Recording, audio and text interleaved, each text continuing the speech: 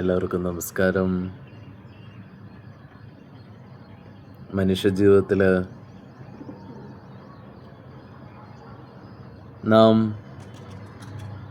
അറിയാത്ത ഒരൊറ്റ കാര്യമേ ഉള്ളൂ. അത് നമ്മുടെ മരണത്തിനെക്കുറിച്ചാണ്. നമുക്കാകെ മരണത്തിനെക്കുറിച്ച് അറിയാവുന്നത് നമ്മുടെ വേണ്ടപ്പെട്ടവർ വിട്ടുപോകുമ്പം അവരൊരു ജഡവസ്തുവായി കിടക്കുന്ന മാത്രമുള്ള ഓർമ്മ. നാം ദൈവാരാധന നടത്തുന്നതും നാം അറിയുന്നില്ല എന്താണ് അവർക്ക് പറ്റി. അവർ പോയി എന്ന് പറയുന്നു. ഹിന്ദു സമൂഹത്തിൽ ആത്മാവ് പോയി.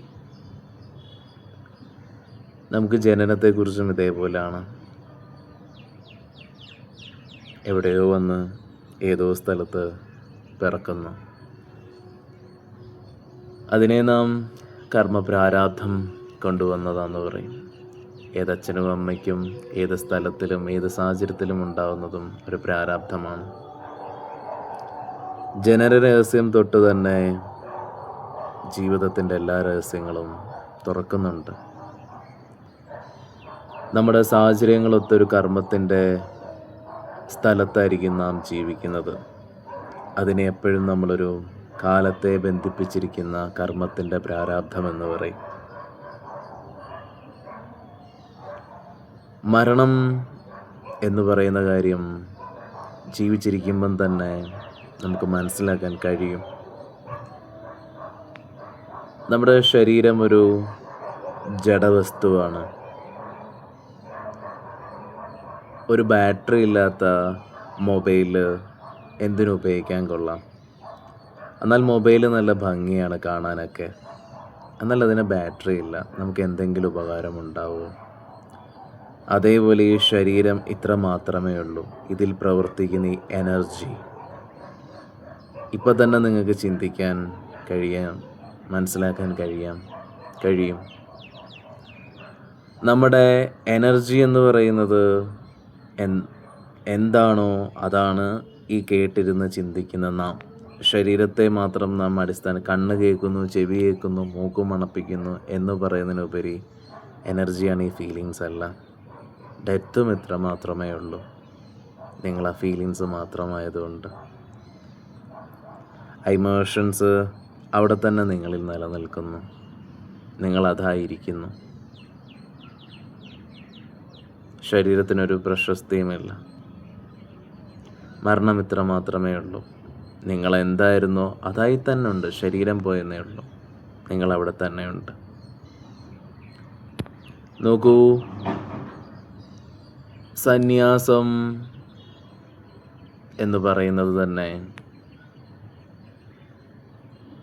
ഈ ഒരു പ്രക്രിയയിൽ നിന്നാണ്. സമയവും കാലവും ബന്ധിച്ചിരിക്കുന്ന കർമ്മത്തിൽ നിന്ന് വിമോചനപ്പെടുവാനായിട്ട്. ഇതൊരു വ്യക്തിക്ക് മറികടക്കണമെങ്കിൽ അത് ശരീരത്തെ കൊന്നുകളഞ്ഞാൽ സാധിക്കില്ല.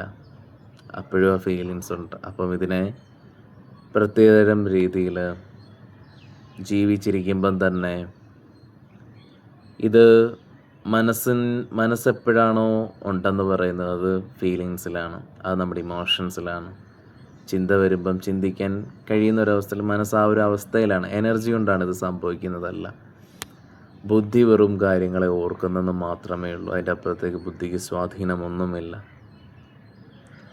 അപ്പം ഈ ജഡവസ്തുവിൽ നീർന്നിരിക്കുന്ന മനസ്സിനെ എപ്പോഴാണോ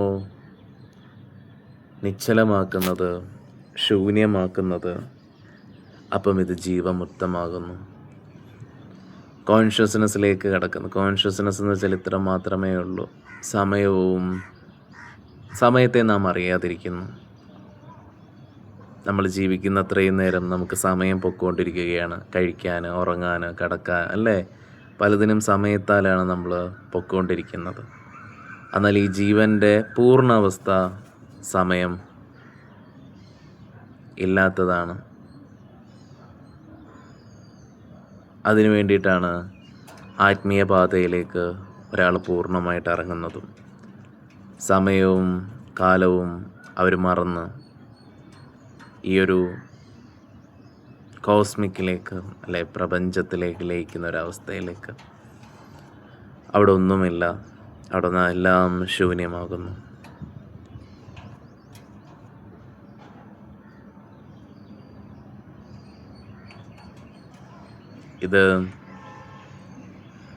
ഇതിനു വേണ്ടിയാണ് ധ്യാനം ചെയ്യുന്നത്. എന്നുവെച്ചാൽ ധ്യാനവും മരണവും ഒന്ന് തന്നെയാണ്. മെഡിറ്റേഷനിൽ ഒരാൾ ശരീരത്തിൽ നിന്ന് വിട്ടുമാറിയാണ് ധ്യാനം ചെയ്യുന്നത്. ശരീരമായിട്ടൊരു ബന്ധമില്ല, ശരീരമായിട്ടൊരു കോണ്ടാക്റ്റ് ഇല്ലാതാകുമ്പം തന്നെ അവർക്ക് മനസ്സിലാക്കാൻ പറ്റും മരണം എന്താണെന്നുള്ളത്. മരണരഹസ്യം ധ്യാനത്തിൽ തന്നെ ഉണ്ട്. ഓരോരുത്തർക്കും മരിക്കുന്നതിൻ്റെ മുമ്പേ മരണം എന്താണെന്ന് അനുഭവിച്ചറിഞ്ഞ് റിയലൈസേഷൻ ചെയ്യാൻ പറ്റും. നമസ്കാരം.